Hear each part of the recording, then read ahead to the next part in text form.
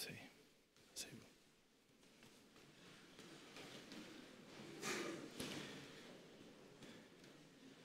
L'Évangile selon Matthieu, le chapitre 3, les versets 13 à 17. Alors Jésus vient de la Galilée jusqu'à Jourdain. Il arrive auprès de Jean pour que Jean le baptise, mais Jean n'est pas d'accord. Il dit à Jésus, « C'est moi qui ai besoin d'être baptisé par toi, et c'est toi qui viens vers moi ?» Jésus lui répond, « Accepte cela pour le moment. Oui, c'est ainsi que nous devons faire tout ce que Dieu demande. » Alors, Jean accepte. Dès que Jésus est baptisé, il sort de l'eau. Au moment où le ciel s'ouvre, Jésus voit l'Esprit de Dieu qui descend comme une colombe et qui vient sur lui. Une voix vient du ciel et dit, « Celui-ci est mon Fils très aimé. C'est lui que j'ai choisi avec joie. » Ce matin, nous avons tous une chose en commun, au moins une, d'avoir fait un choix. Nous avons tous fait le choix de venir ici ce matin dans la maison de notre Dieu. Et le chant que nous allons ensemble interpréter nous parle également d'un choix, celui de donner notre cœur à Jésus dès le printemps de notre vie. Je vous invite à vous lever et à chanter avec nous.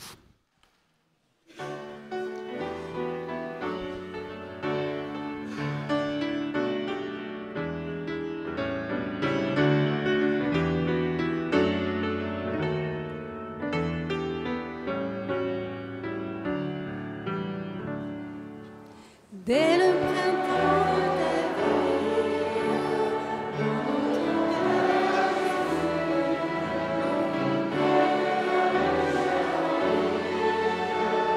sois le lieu et toujours plus. Sage de servir les hommes, au bord de la route, dans sa courage.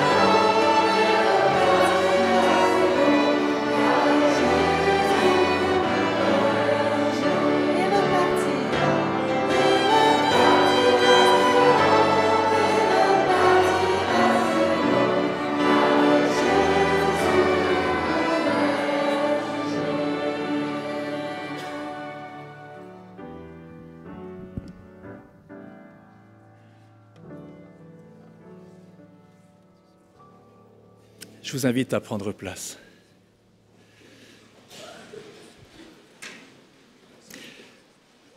D'une manière ou d'une autre, vous connaissez presque tous un des membres de la grande famille Maillot, nos amis de l'île de la Réunion, qui sont très nombreux dans notre région.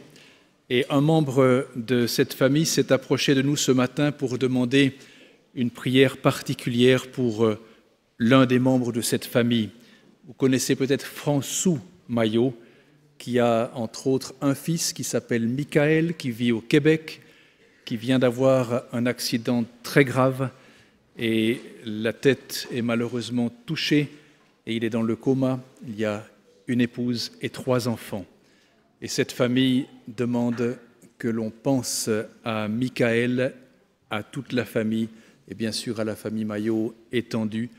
Je vous confie cette famille et en particulier Michael dans vos prières personnelles, dans vos prières collectives aussi, pour qu'ils sentent eux aussi la présence de Dieu, qui n'est pas l'auteur d'un accident, mais qui est celui qui vient nous aider à traverser les épreuves. Merci pour les prières que vous pourrez prononcer au Seigneur pour Michael.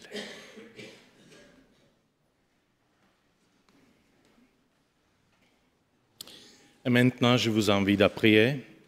S'il vous plaît, prenez la position qui vous convient.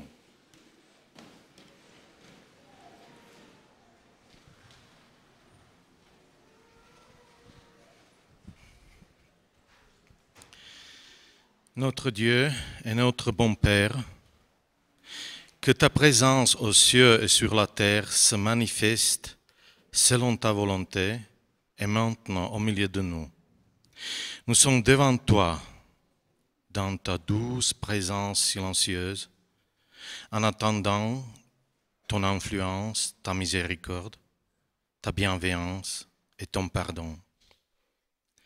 Père, bénis spécifiquement de ta part les personnes malades, épuisées et exténuées, abandonnées et blessées, les personnes sans courage et sans motivation pour la vie.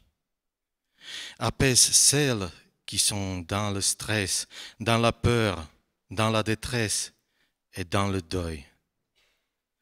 Fortifie-les. Prends toutes les difficultés dans tes mains. Nous pensons à famille qui nous touche par sa souffrance, par ses blessures. Notre Père, sois particulièrement avec notre pasteur Roland, qui nous parlera de ta part ce matin, qui ta parole répond à notre faim et à notre soif de toi. Qu'elle nous fasse grandir et qu'en même temps nous aide à comprendre et à accomplir ta volonté. Sois particulièrement avec Géraldine et Raoul pendant le baptême.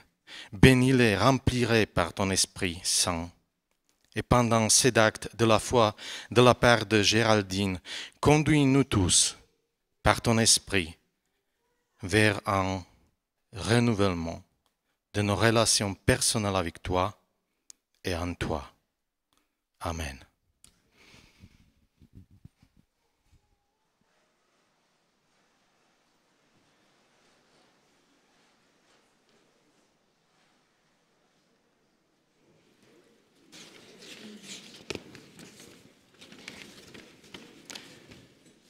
Chers enfants, votre moment de l'histoire arrive.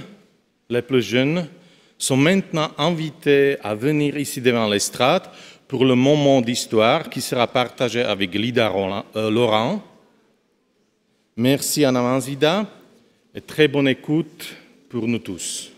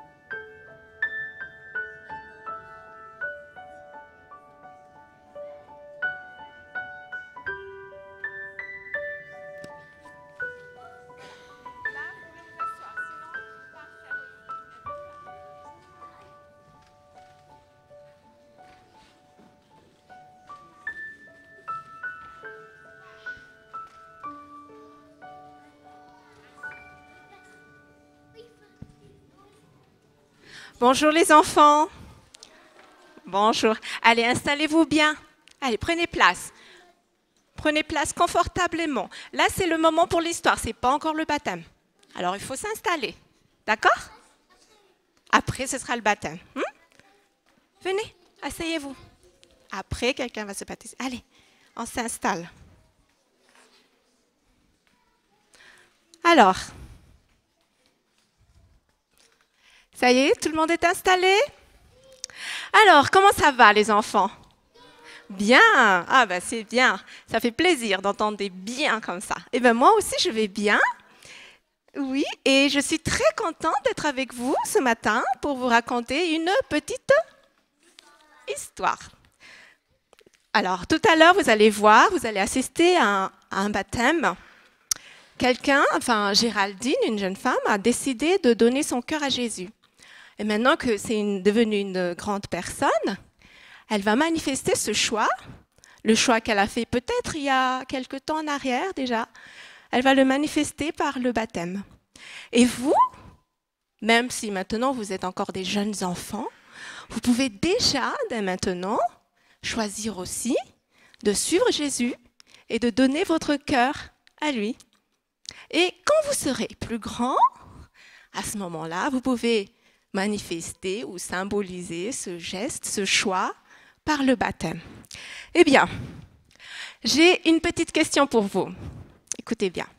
Quand quelqu'un se fait baptiser, qu'est-ce qui se passe? On l'immerge, on le plonge dans l'eau. Alors ce matin, notre histoire parle d'eau. C'est une histoire d'eau. C'est l'histoire d'une cruche d'eau particulière, parce qu'elle est fissurée. Écoutez bien. Il était une fois un vendeur d'eau qui, chaque matin, se rend à la rivière. Il remplit ses 2 cruches d'eau et quand il a fini de remplir ces 2 cruches, il se rend à la ville et va distribuer l'eau à ses clients. Mais voilà que l'une des cruches est fissurée, donc elle perd beaucoup d'eau. L'autre, elle est toute neuve, alors elle fait gagner plus d'argent au vendeur. La pauvre cruche d'eau toute fissurée, elle se sent toute inférieure. Alors un matin, elle décide de se confier au vendeur d'eau. Et elle lui dit, « Tu sais, tu perds beaucoup d'argent avec moi, car je suis à moitié vide, à peine on arrive en ville. Alors tu vois, je suis consciente de mes limites et de mes faiblesses. Je te demande pardon pour tout cela. » Et le vendeur d'eau le regarde et puis le regarde gentiment. Et le lendemain matin, en chemin vers la rivière, le vendeur d'eau interpelle la cruche d'eau fissurée. Et il lui dit, regarde, le bord de la rivière, le bord de la route, sur le bord de la route. Regarde bien. Puis la cruche d'eau fissurée regarde et puis elle s'exclame, oh, mais c'est trop joli. Et qu'est-ce qu'elle voit? Des fleurs, des jolies fleurs partout sur le bord de la route. C'est trop joli. Eh oui, lui dit le vendeur d'eau. Eh oui, c'est grâce à toi. C'est toi qui, tout le matin, arrose le bord de la route. Tu vois, on collabore ensemble tous les deux. J'ai acheté un paquet de graines de fleurs et je les ai semées tout au long de la route. Et ce que tu pensais être une faiblesse, je l'ai transformé en quelque chose de meilleur. Et voilà le résultat. Des jolies fleurs qui parfument et qui égayent et qui décorent le chemin que nous parcourons ensemble quotidiennement. Dans la Bible, les enfants, quand on quand on pense trop à nos faiblesses, Jésus nous dit, ma grâce te suffit, car ma puissance s'accomplit dans la faiblesse. Qu'est-ce que cela veut dire? Cela veut dire que quand on se sent faible et quand on se rappelle que, et on sent que Jésus nous aime très très fort, eh bien, ça peut suffire à nous redonner de la force. Même si on est petit, Jésus nous aime et il nous aime très très fort. Et c'est vrai qu'il est important de se sentir aimé dans la vie, n'est-ce pas? Alors, n'oublie pas les enfants que Dieu peut faire des merveilles avec notre faiblesse. Quand on se confie à lui, bien sûr. Prions les enfants. Éternel, notre Père et notre Dieu, remplis le cœur de nos enfants par ta présence et par ton amour, afin qu'ils choisissent la vie en toi, la vie en abondance. Aide-nous en tant que parents, en tant qu'adultes dans cette communauté, à les conduire à toi, afin que leur vie soit une fleuve d'eau vive coule en abondance en eux, comme l'a dit l'Écriture. C'est notre prière pour tous nos enfants, ici présents et ailleurs, dans le nom de Jésus-Christ, notre Sauveur et notre Seigneur. Amen. Voilà, la petite histoire est terminée. Bon sabbat les enfants!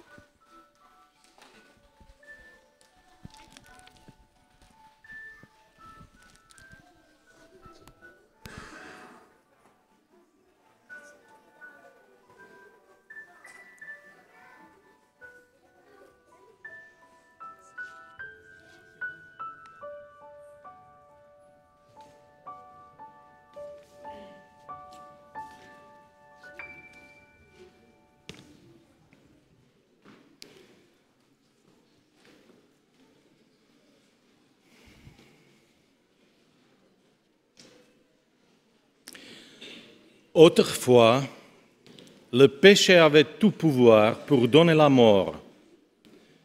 De même maintenant, la bonté de Dieu est tout pouvoir pour rendre justes les hommes humains.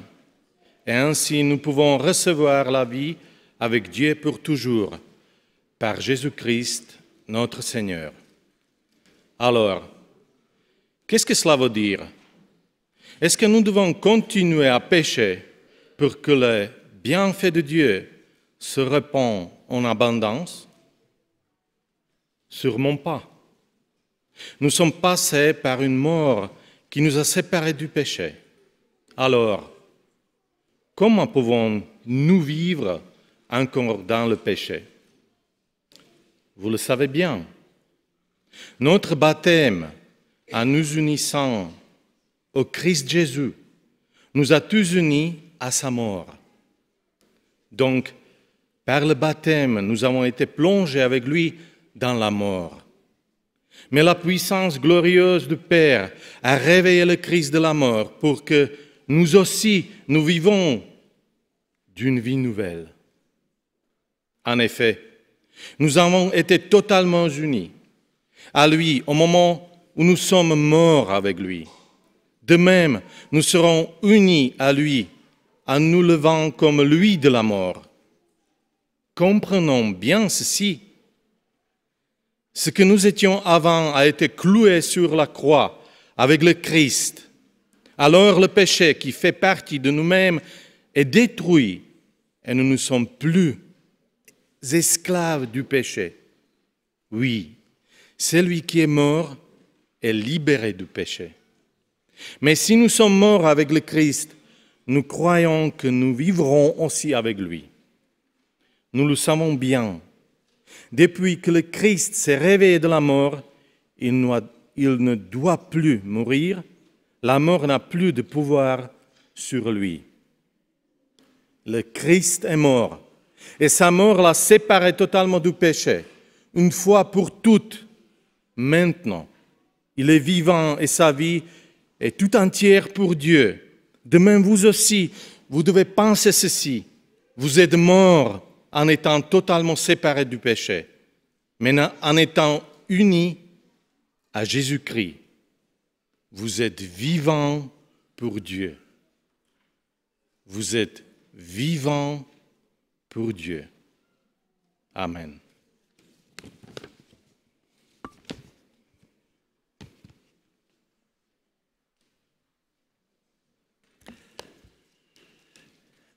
Tout à l'heure, lors du baptême, nous suggérons aux enfants qui souhaitent voir de tout près de venir sur l'estrade et d'éviter d'être devant pour des questions techniques, mais nous demanderons aussi de l'aide pour éviter qu'il y ait trop de baptêmes ensemble. Merci d'avoir compris cet appel. Nous, en tant qu'êtres humains, nous avons besoin de choses. Nous avons besoin de voir des choses. Et vous savez, quand on dit le mot « chose », on a tout dit et on a en même temps rien dit. C'est un mot générique qui exprime beaucoup de choses. Tout et rien. Et nous vivons ainsi. On a besoin de voir, on a besoin de toucher, on a besoin de dire. Des fois, on exagère dans ce qu'on dit. On rapporte des propos qui ne nous ont pas été rapportés, mais on enjolive, on en rajoute. Ça dépend qui on veut détruire. On a besoin de toucher et de voir. Et les chrétiens, volontiers, utilisent l'instrument de supplice qui a mis à mort notre Sauveur comme décoration. Exemple. Et on l'embellit, mais des lumières. On lui donne des formes, des éclairages. On le porte peut-être autour du cou avec des brillants, plus ou moins onéreux. Et on donne à cette croix la signification qu'on veut lui donner. Parce qu'on a besoin de se rappeler de quelque chose. On a des logos qui rappellent le nom d'une institution, d'une entreprise. Et puis on change ces logos régulièrement pour attirer l'attention, pour mieux vendre le produit. On a des armoiries qui rappellent l'histoire d'une famille, l'histoire d'un pays, des drapeaux sur lesquels figure quelque chose qui rappelle un événement du pays, peut-être. Puis des signes religieux.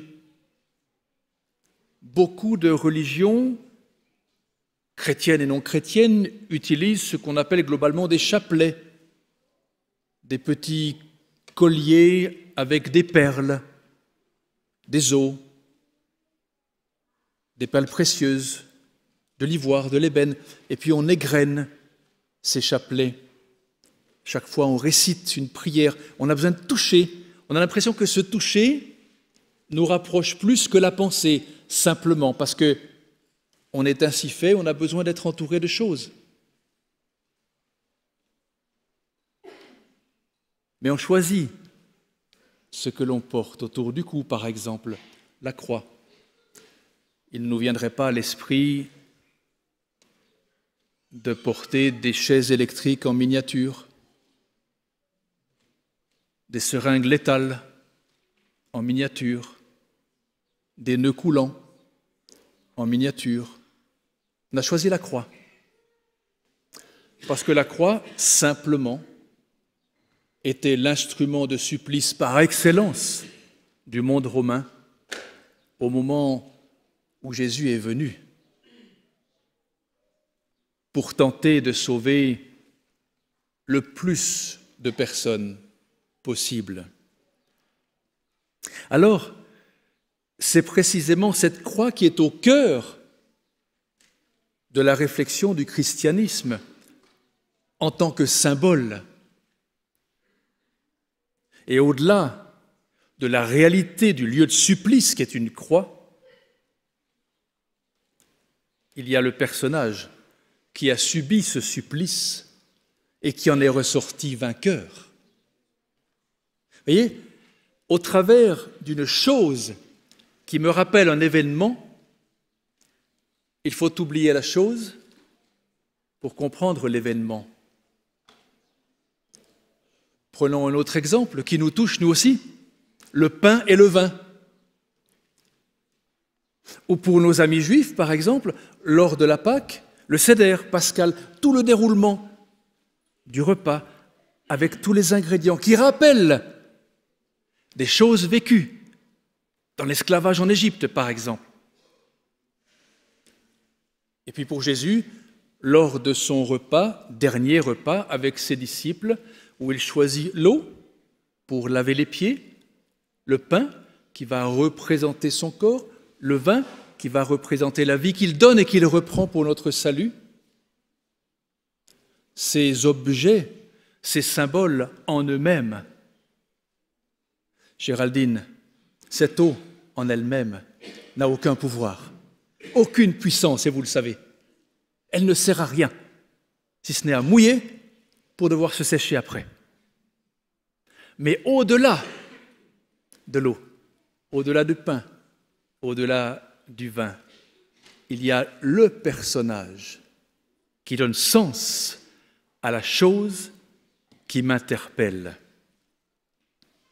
Alors, comme l'a très bien lu notre ami Peter tout à l'heure, le texte que l'apôtre Paul écrit aux Romains précisément, ceux qui utilisent la croix comme lieu de supplice, lui qui leur écrit, Paul, il utilise cette expression de la mort, cette croix, pour en tirer un enseignement de vie. Et il nous dit au chapitre 6 de cette épître qu'il écrit aux Romains que c'est vrai que le péché abonde, et ça on le sait, il n'invente rien. Le péché qui est l'égarement de Dieu, qui est la vie sans Dieu, qui est la tentative de vivre de manière autonome, sans règles, sans loi, dans l'immoralité. Une vie apparemment de liberté. Alors, dans cette vie, l'apôtre Paul dit, le pardon surabonde, la grâce, le cadeau, le sourire de Dieu, l'amour de Dieu. Là où il y a le mal, l'amour de Dieu est présent, non pas dans le mal, mais pour nous en sortir. Alors, il va utiliser cette métaphore de l'eau, et il va la rapprocher précisément d'une réalité qui est celle du sépulcre, dans lequel Jésus a été placé une fois supplicié, une fois crucifié, une fois mis à mort. Et il dit au verset 3 du chapitre 6 de cette épître aux Romains, « Ignorez-vous que nous tous qui avons été baptisés en Jésus-Christ, c'est en sa mort que nous avons été baptisés. » Le mot baptême, dans notre langage chrétien, nous indique immédiatement ça, de l'eau dans laquelle on descend et de laquelle on ressort, et on est inscrit dans une église. Mon baptême, c'est plus que cela.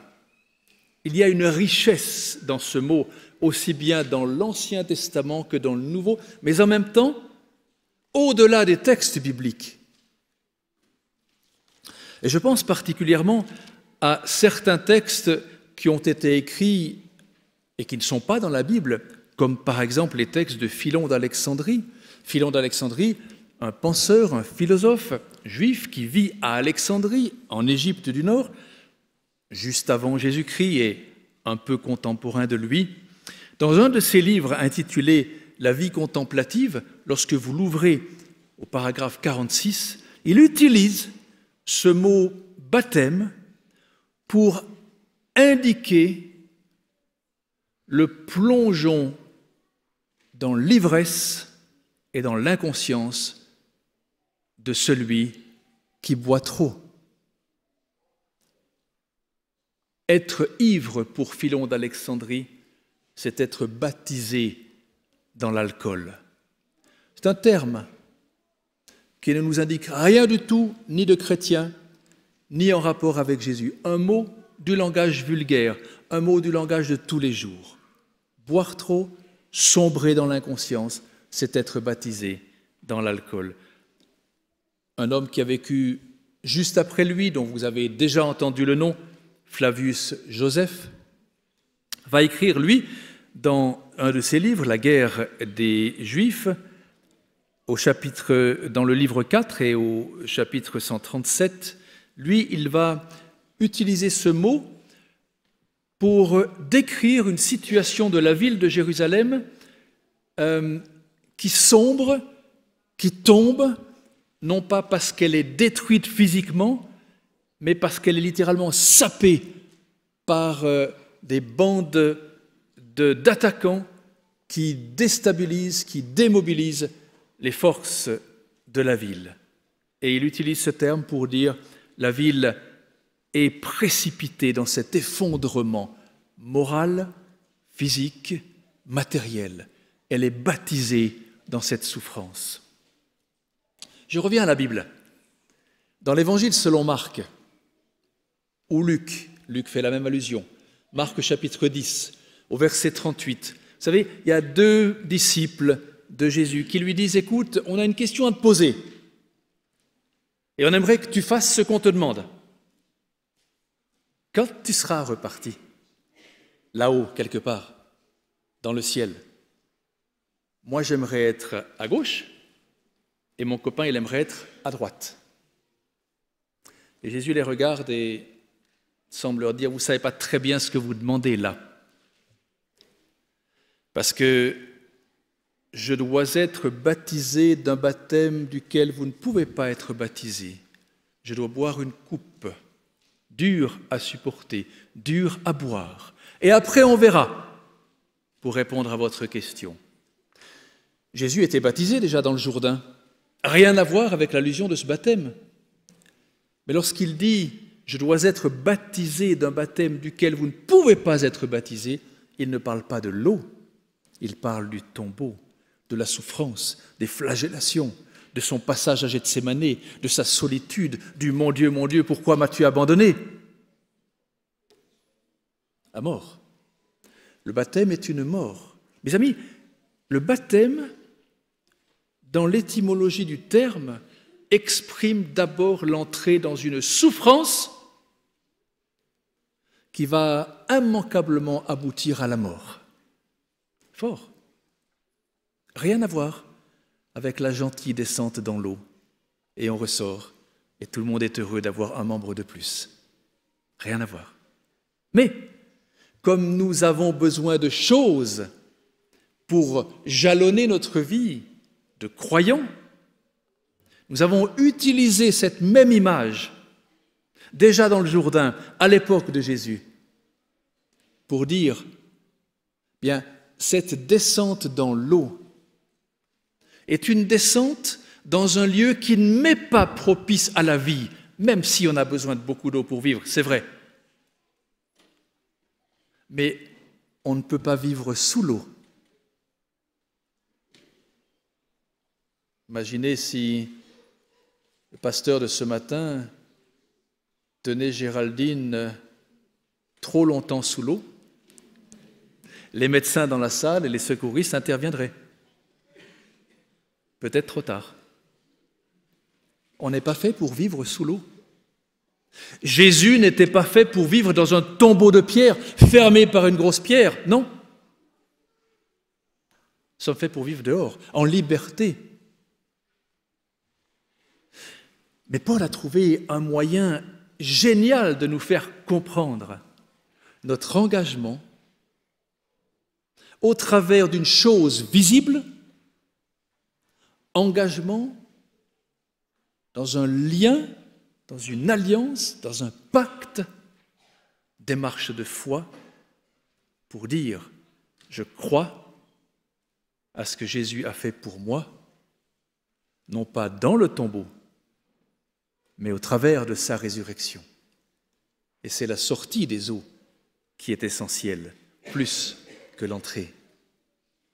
Alors, Paul dit ceci, nous avons été baptisés dans, en, par, au travers de Jésus, dans sa mort. Reconnaissance que sa mort est une nécessité pour sauver l'humanité pécheresse. Nous avons donc été, dit-il, ensevelis, comme si on ne comprenait pas suffisamment de dire on est dans le tombeau avec lui. Il utilise maintenant l'expression enseveli, littéralement placé dedans, dans ce lieu qui n'est pas un lieu de vie, mais un lieu de mort.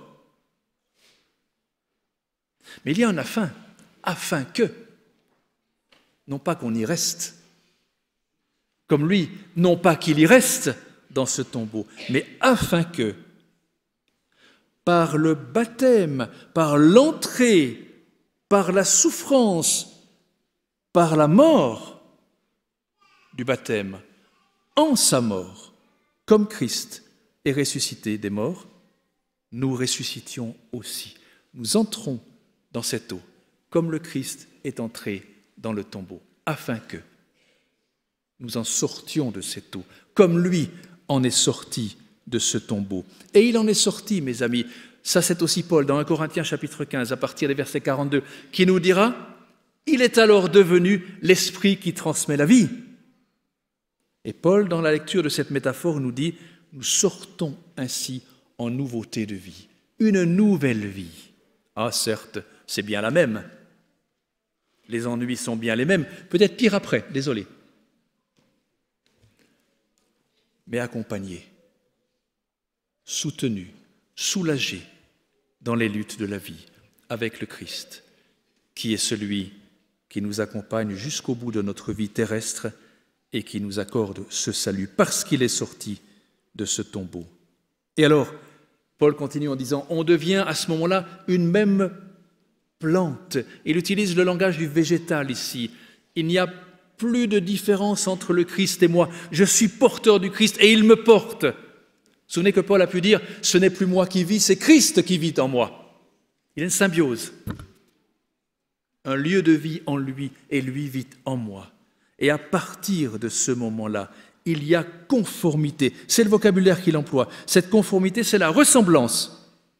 Il y a ressemblance à sa mort, mais il y a aussi ressemblance à sa crucifixion, mais également ressemblance à sa résurrection par la sortie de l'eau qu'on appelle baptême, immersion, descente dans la mort précédée de la souffrance, mais sortie victorieuse en nouveauté de vie.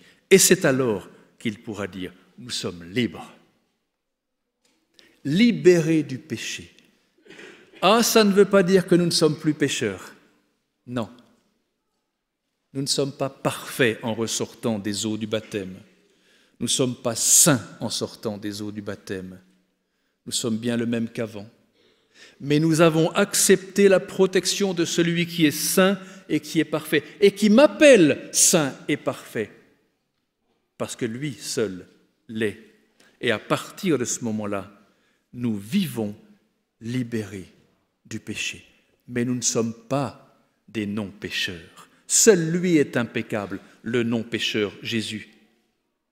Vous savez, l'apôtre Jean s'empresse de dire dans sa première lettre et au chapitre 2, il va dire « Mes amis, mes enfants, mes petits-enfants, ne péchez pas. » Ça c'est facile à dire, hein?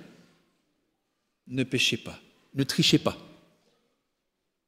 Il y a encore des élèves et des étudiants, ne trichez pas, ne péchez pas. Mais s'il vous arrive de pécher, ouf, s'il vous arrive de pécher, alors nous avons quoi et nous avons qui? Alors le texte est traduit en disant « nous avons un avocat auprès du Père ». C'est un mot du langage juridique, mais qui veut dire tellement de choses. Littéralement, nous avons quelqu'un qui court à notre secours, qui prend le risque de venir mourir pour nous, pour que nous ayons la vie. C'est ça le mot avocat, le mot paraclet, celui qui vient à notre secours. Ne péchez pas, ça c'est le conseil que je vous donne. Sortez de cette emprise diabolique, mais si vous tombez, sachez que quelqu'un vient vous relever. Ça, c'est votre conviction, Géraldine. Vous allez tomber. Je ne suis pas prophète, mais je le sais. On tombe tous. On se relève plus ou moins bien, mais lorsqu'on sait qu'il y a un service de sécurité qui vient, qui court, qui vole vers nous littéralement, pour nous relever et nous porter, pour nous guérir et nous permettre de vivre libre, alors le baptême, ça vaut la peine. Parce que c'est un lieu non plus de mort, mais de libération par Jésus, en Jésus, grâce à Jésus. Donc oui, nous avons besoin de choses pour nous rappeler qu'au-delà de ces choses, il y a quelqu'un qui nous aime, qui nous prend, qui nous porte, celui qui est mort pour nous, celui qui est ressuscité pour nous et celui qui veut nous ressusciter pour toujours. Amen.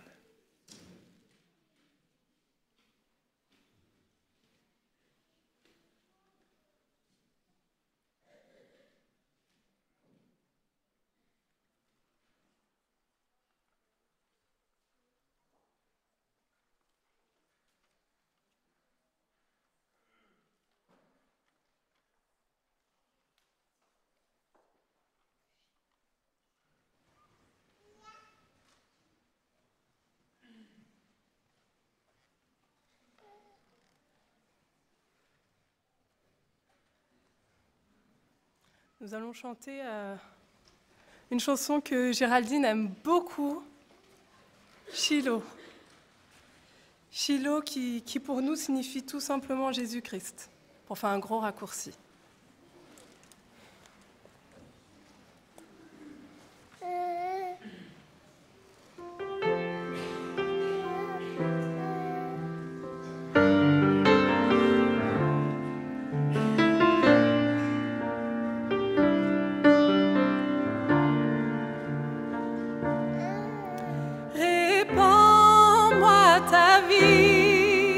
Par les eaux de ton esprit, crée en moi un cœur nouveau, je t'en prie. Tu t'appelles je suis, pour me dire je sais, parce que rien ne peut troubler mon cœur en paix.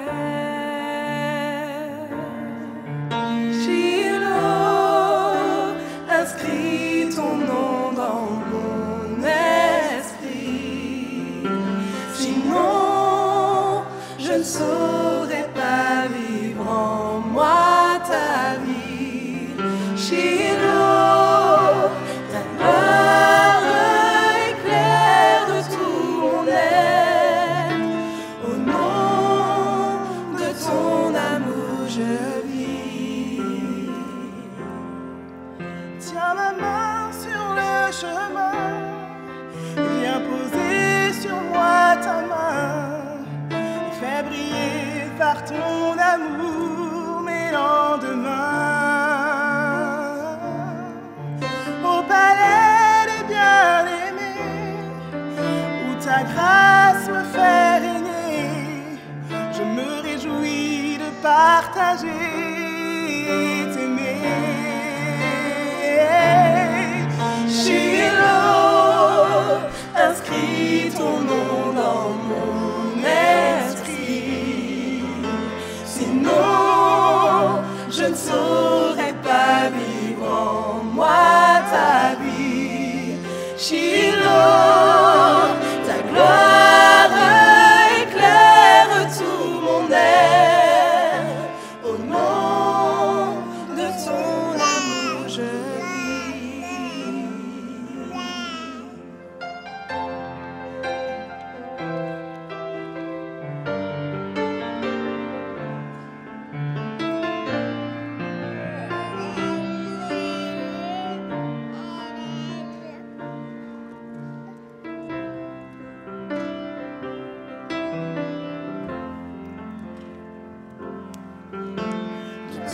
cœur, de toute ma vie, je t'aime. De tout mon cœur, pour toute ma vie, je t'aime. De tout mon cœur, pour toute ma vie, je t'aime. De tout mon cœur, pour toute ma vie, je t'aime. Inscris ton nom dans mon esprit, sinon je ne saurais pas vivre en moi ta vie. Shiloh, ta gloire éclaire tout mon être, au nom de ton amour je vis. Shiloh, inscris ton nom dans mon esprit, sinon je ne saurais pas vivre en moi ta vie. Shiloh, ta gloire éclaire tout mon être, au nom de ton amour je vis.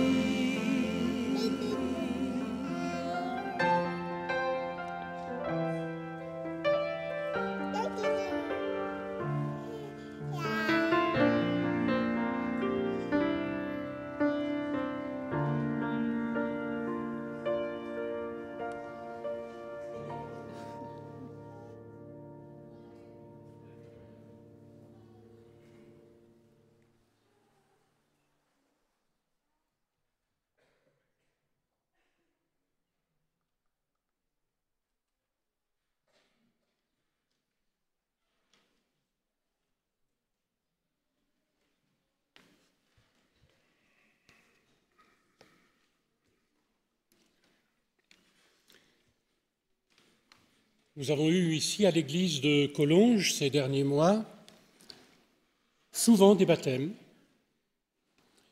Et ce qui m'a frappé, c'est que les personnes qui s'engageaient n'avaient pratiquement jamais le même âge.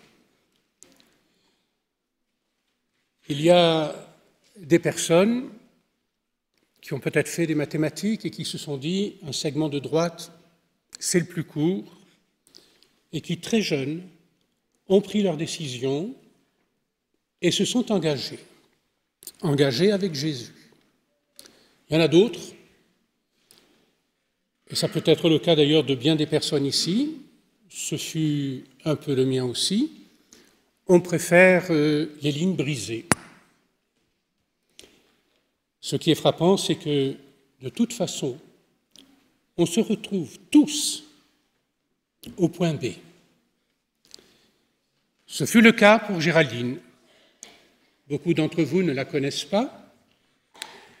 Géraldine fréquente depuis de nombreux mois l'église du Salève, donc les personnes d'ici, de l'église du campus, ne la connaissent pas. J'ai eu l'occasion de rencontrer dans des activités sociales Géraldine il y a de nombreux mois.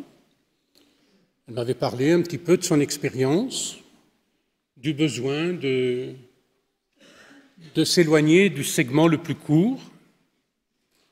Et puis un jour, elle est venue et puis elle m'a dit, voilà, je voudrais avoir des études bibliques.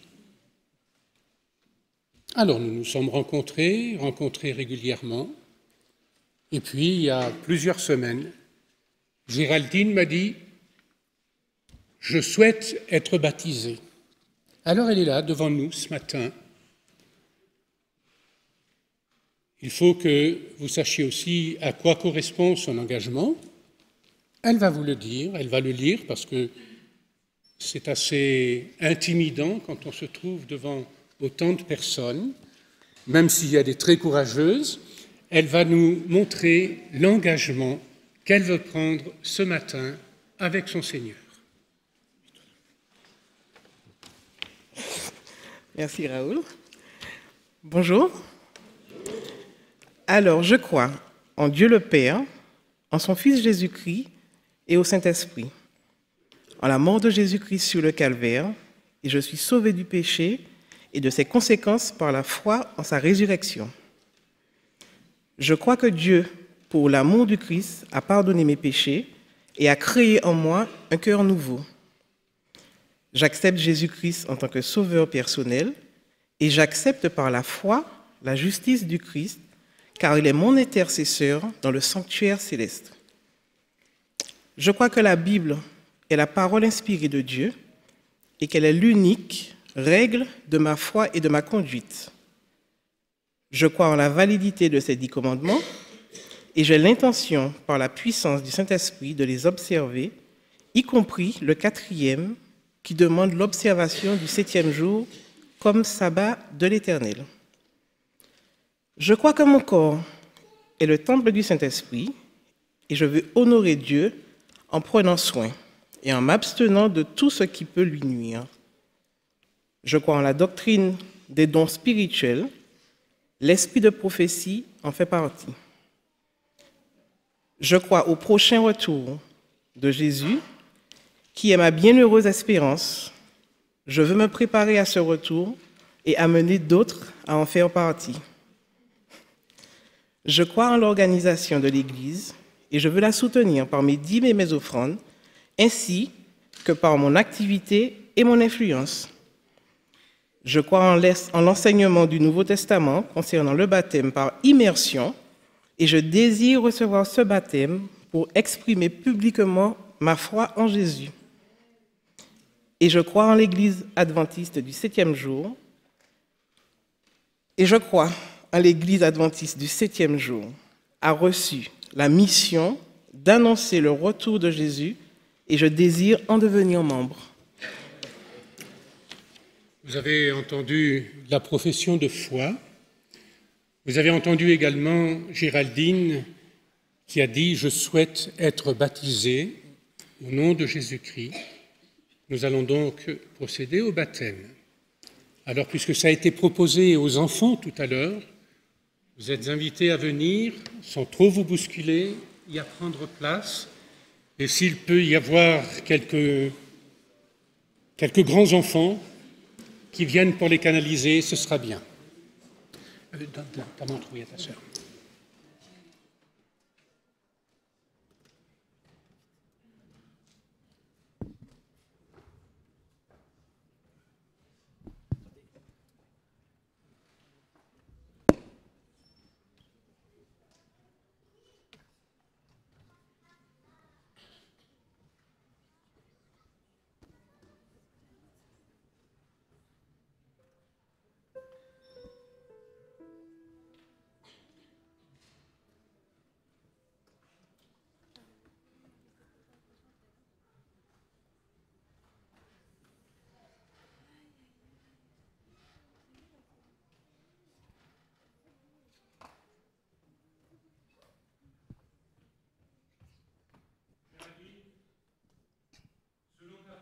De foi et selon l'ordre de notre Seigneur Jésus-Christ, je te baptise au nom du Père, du Fils et du Saint-Esprit.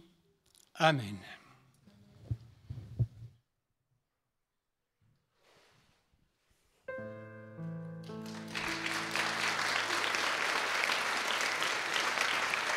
Reçois ma vie comme une adoration, reçois mon cœur comme un cadeau d'amour. Je n'ai rien d'autre à t'offrir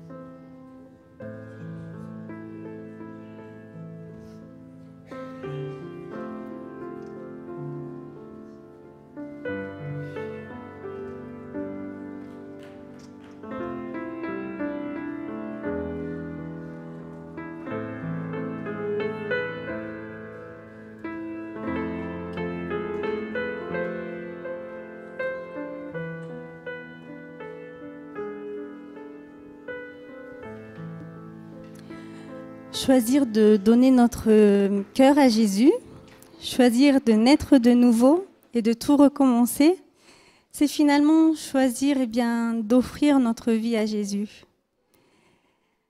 Je vous invite bien ce matin à le faire, à faire ce choix. Que de choix à faire, un de plus peut-être, ou un que l'on a déjà fait. Et que je vous invite à renouveler ce matin, à dire tout simplement à Dieu, reçois ma vie comme une adoration, reçois mon cœur comme un cadeau d'amour. Je n'ai rien d'autre à t'offrir, Seigneur. Aussi, je te donne ma vie pour toujours.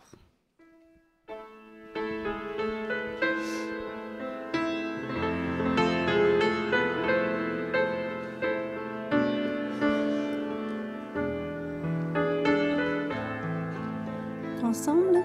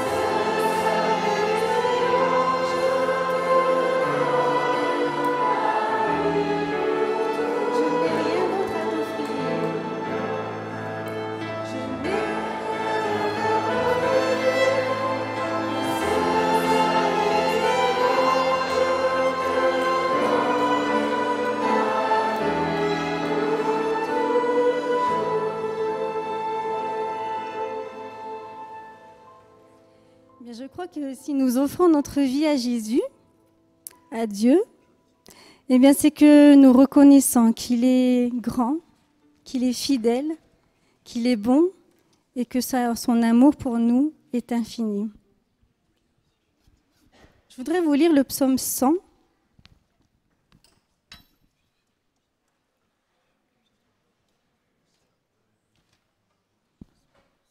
Qui nous invite justement ce matin à le glorifier.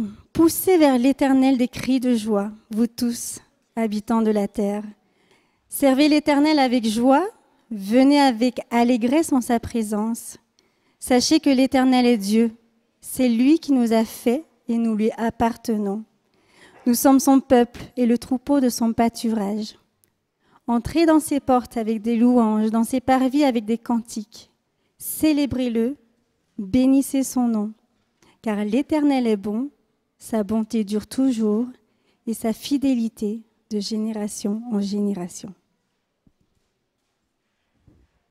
Alors je vais inviter les femmes et les hommes. Vous allez voir, les femmes c'est le jaune et les hommes c'est le vert. Dieu, tu es grand. Alors les femmes avec moi. C'est parti. Dieu, tu es grand, tu es fidèle et bon.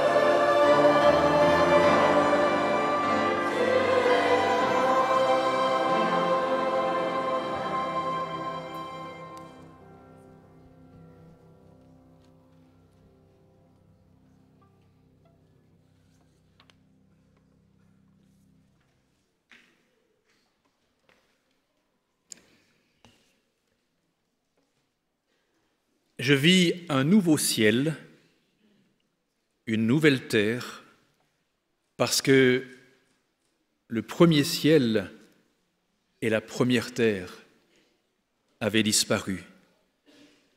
La mer n'était plus. Et je vis descendre du ciel d'auprès de Dieu la ville sainte, la nouvelle Jérusalem. Elle était préparée comme une épouse qui s'est préparée pour son époux. Alors j'entendis du trône une voix qui disait « Voici la tente de Dieu. Dieu habite avec les hommes. Ils seront son peuple, Dieu lui-même sera avec eux. Il essuiera toute larme de leurs yeux. La mort ne sera plus, il n'y aura plus de deuil, il n'y aura plus de cris, il n'y aura plus de douleur, car les premières choses ont disparu. Il me montra cette ville, Jérusalem, la ville sainte, qui descendait du ciel d'auprès de Dieu, ayant la gloire de Dieu. Son éclat était semblable à celui d'une pierre très précieuse, une pierre de jaspe transparente, comme du cristal. Il n'y avait plus de soleil, il n'y avait plus de lune. La lumière était celle de Dieu et celle de Jésus qui éclairait. Les portes étaient inutiles parce qu'elles restaient ouvertes. Il n'y avait plus de voleurs, il n'y avait plus de mal, il n'y avait plus d'abomination, il n'y avait plus de mensonges. Et il me montra là un fleuve d'eau de la vie, limpide, transparent, comme du cristal. Ce fleuve sortait du trône même de Dieu. Et au milieu de la place de la ville, il y avait un arbre pour me nourrir, mais surtout un arbre pour me guérir, pour l'éternité, pour toujours. Et alors, l'apôtre Jean voit, entend, imagine. Il entend ce son, il entend cette voix lui disant « Je viens bientôt. Je viens bientôt. Heureux celui qui garde les paroles de la prophétie de ce livre. » Et puis, le temps passant dans sa vision, il entend à nouveau « Voici, je viens bientôt. Je suis l'alpha, je suis l'oméga, je suis le premier, je suis le dernier, je suis le commencement, je suis la fin. Je suis le rejeton et la postérité de David, l'étoile brillante du matin, l'étoile transparente littéralement, comme du cristal, comme toute cette ville. Cette ville décrite ici est gigantesque. Elle est immense. Elle est indescriptible, même par Jean dans cette vision. Mais elle a quelque chose de particulier, cette ville. C'est que le mal ne peut plus s'y cacher, parce que tout est transparent. Les murs, les chemins, les routes, les murailles, translucides et transparents comme du cristal. L'or même est transparent comme du cristal. plus de lieux de cachette, plus d'abominations, plus de mensonges, plus de tromperies, donc plus de mort. Une richesse incalculable. Alors que nous essayons parfois d'acquérir des biens au travers de certaines pierres précieuses, peut-être de perles. Désolé mes amis polynésiens, mais elles ne valent pas grand-chose, les perles de Tahiti. Parce que je n'ai jamais vu dans mes visites à Tahiti une perle dans laquelle on pouvait creuser une porte placée à l'entrée d'une ville, même pas une porte d'une maison. Elles sont trop petites, les perles de Tahiti. La richesse de Dieu, les pierres précieuses de Dieu que nous essayons d'acquérir pour nous mettre ici, pour nous mettre là, peut-être aux pieds, des piercings par-ci, par-là, pour montrer notre richesse et notre valeur. Dieu dit, vous en voulez des pierres? Voilà. Comme dans les carrières du Salève, comme dans les pierriers du Salève. La différence, c'est que c'est du calcaire, ça. Là, ce sont des pierres précieuses. Et ce Dieu qui met ça à notre disposition, c'est le Dieu qui a fait sortir Jésus du tombeau dans lequel l'homme l'avait placé. C'est le Dieu qui a fait sortir Géraldine des eaux du baptême, alors que l'adversaire de Dieu aurait tellement voulu la garder dans ses bras. Ce Dieu de la lumière, ce Dieu de la transparence, ce Dieu de la vie, c'est celui qui dit « Je reviendrai et je vous prendrai avec moi ».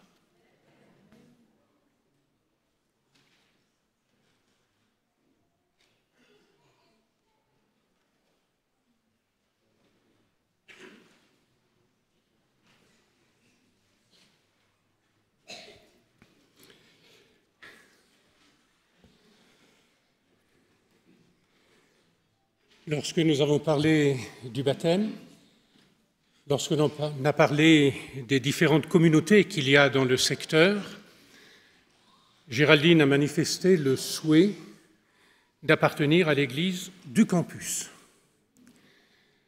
Vous avez entendu sa profession de foi, vous avez vu qu'elle a été baptisée. Je vais demander donc maintenant aux membres de l'église de Collonges Campus qui sont décidés à aider Géraldine dans son chemin et à l'accepter au sein de la communauté du campus, de le manifester en levant la main, s'il vous plaît. Tu peux voir? Alors je m'abstiendrai de demander s'il y a des avis contraires parce que je sais qu'il n'y en a pas, même si une main reste levée là-bas. Je vais donc maintenant remettre à Géraldine son certificat de baptême.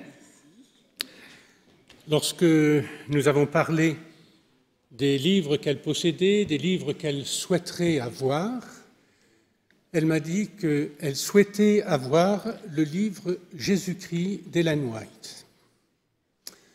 Nous allons donc, de la part de l'église de Collonges, et puisqu'elle a reconnu ce matin que Jésus était son sauveur personnel et qu'elle veut apprendre de jour en jour à mieux le connaître, lui remettre ce livre, et nous lui remettons également un verset en souvenir de son baptême.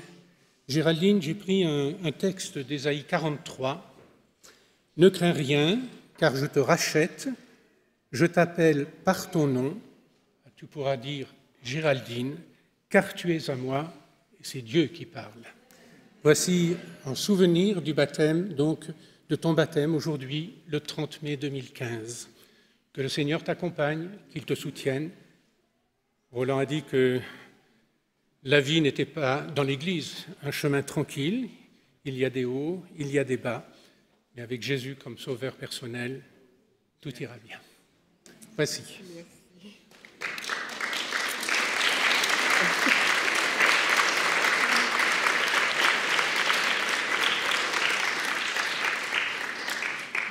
Vous savez que dans l'Écriture, il est parlé du baptême d'eau.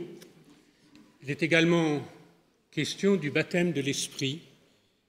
Nous allons maintenant nous mettre à genoux. Je vous demanderai de bien vouloir vous lever et Roland nous conduira dans la prière.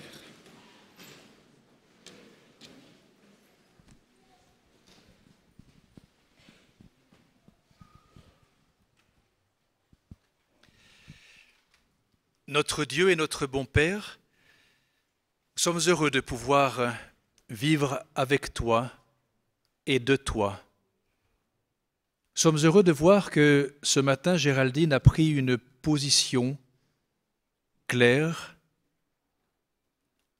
Elle t'a donné la main parce que tu lui as tendu ta main d'abord. Elle te donne son amour parce que tu l'as aimé le premier. Et nous voulons suivre son exemple. Nous voulons peut-être nous aussi prendre une nouvelle décision, peut-être prendre la décision de notre vie. Ce n'est pas rien que de marcher avec toi, parce que c'est difficile parfois.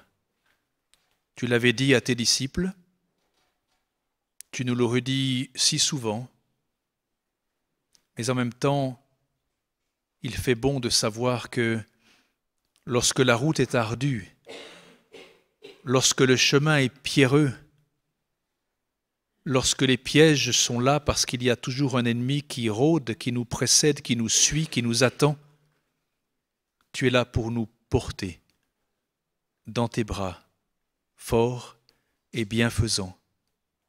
Nous voulons te confier, Géraldine, toute sa famille, celles et ceux qui l'entourent, et nous qui voulons aussi l'aider comme nous le pourrons. Nous t'en prions au nom de Jésus. Amen.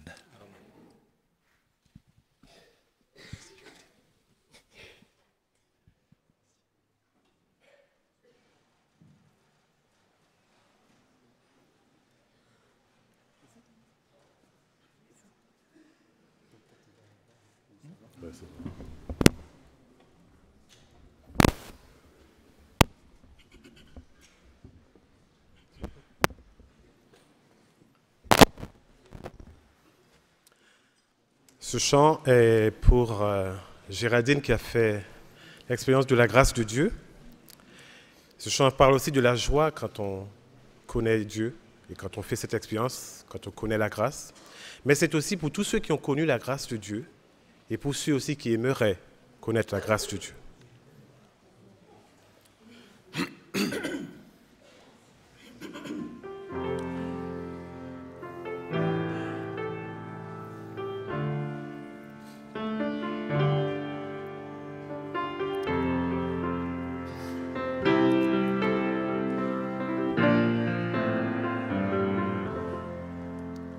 Toutes ces années sur cette terre, seul et sans Dieu, plus de joie dans mon cœur et plus de chant sur mes lèvres, lorsque sa miséricorde m'a touché dans mon besoin.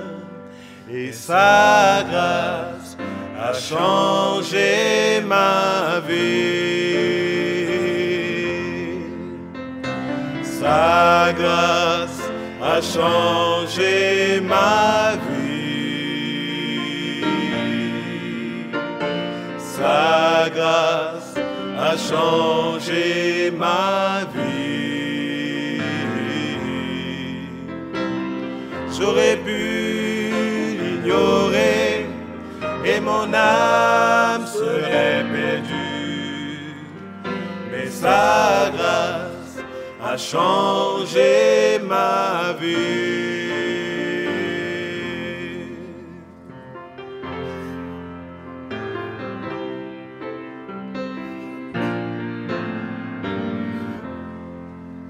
Mais heureux, il a changé en miracle,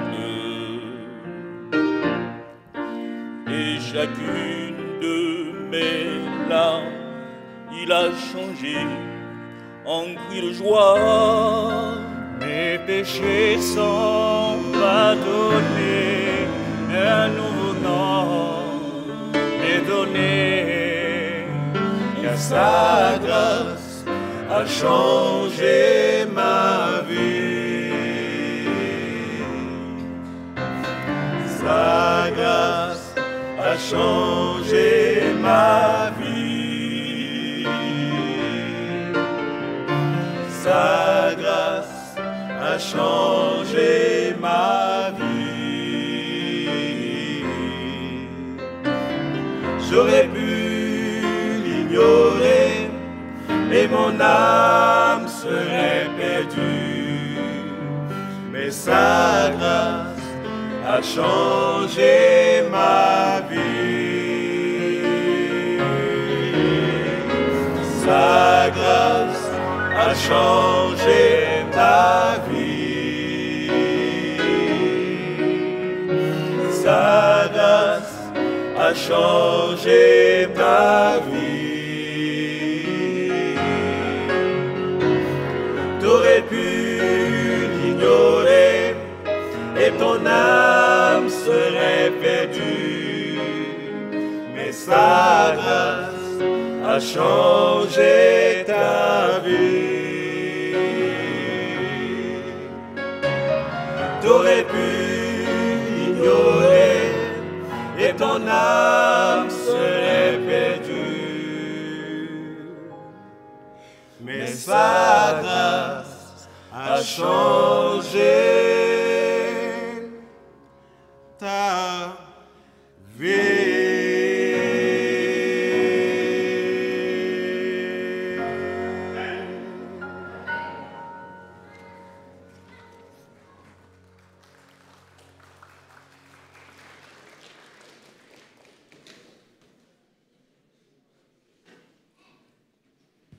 Merci beaucoup, c'était la prière. Et maintenant, c'est le moment à nous tous de participer à ce culte. C'est le moment des offrandes et des dîmes, après la foi et la possibilité de chacun de nous.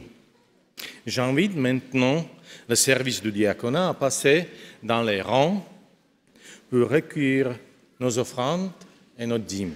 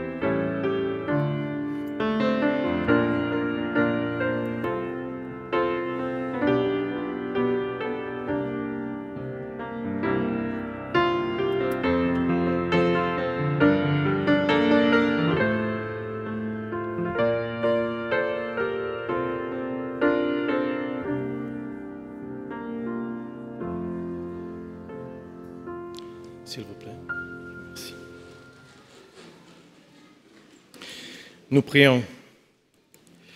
Merci Seigneur pour la générosité de toutes les personnes présentes, pour les offrandes, pour les dîmes qui permettent de faire du bien autour de nous, qui permettent de soutenir aussi les actions d'évangélisation de ton Église. Merci également pour la parole que nous venions d'entendre. Aide chacun de nous à cheminer avec foi et confiance avec toi. C'est la notre prière au nom de Jésus. Amen.